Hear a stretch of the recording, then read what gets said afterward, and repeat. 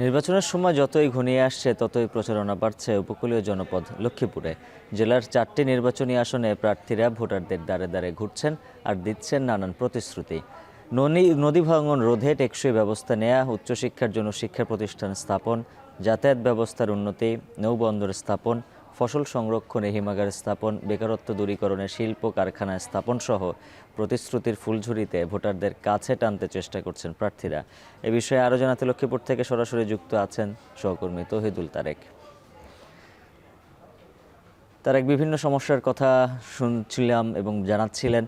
এই মুহূর্তে প্রার্থীরা ভোটারদের কি প্রতিশ্রুতি দিচ্ছেন আর ভোটাররা কি ভাবছেন?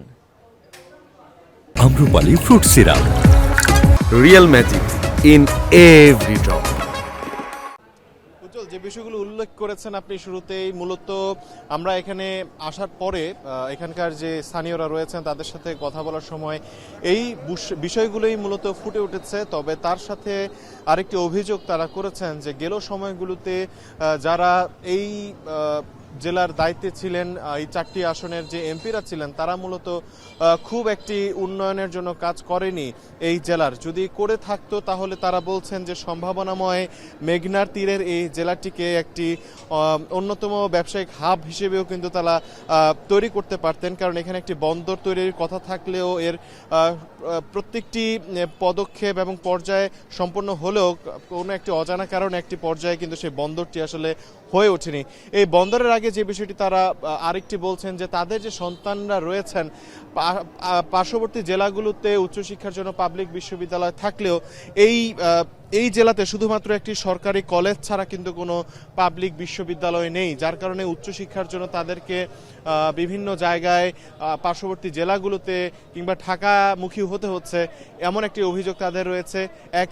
একই সাথে যে বিষয়টি আপনি উল্লেখ করেছেন যে এটি কিন্তু উপকূলীয় এলাকা এবং মেঘনার তীরবর্তী এলাকা হওয়ার কারণে নদী ভাঙন একটি বড় সমস্যা হয়ে দাঁড়িয়েছে, যার কারণে প্রতি বছর অসংখ্য মানুষ এই নদী ভাঙনের শিকার হয়ে তাদের সর্বস্ব হারাচ্ছেন এবং পরবর্তীতে তাদের যে পুনর্বাসন সেই পুনর্বাসনও কিন্তু সঠিকভাবে হচ্ছে না।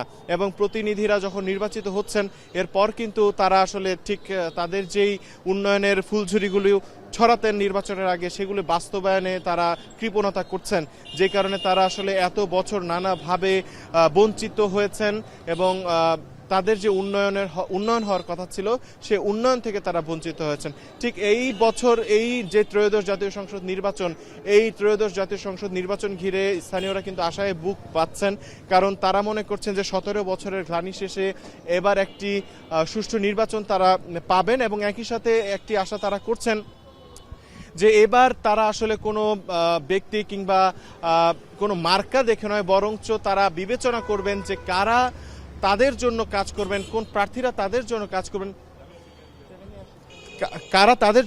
করবেন, তাদের জন্য কাজ করবেন এমন বাস্তবিক ইশতেহার নিয়ে জনগণের কাছে যাচ্ছেন এমন প্রার্থীকে দেখেই তারা ভোট দেবেন বলে কিন্তু তারা মন্তব্য করছেন। এবং এই জেলাতেও আমরা নির্বাচনী আমেজে সেটাই দেখতে পাচ্ছি, স্থানীয়রা খুবই উদ্দীপনা নিয়ে অপেক্ষা করছেন যে 12 ফেব্রুয়ারি তারা তাদের মতামত জানাবেন। এই ছিল আমার কাছে সবশেষ।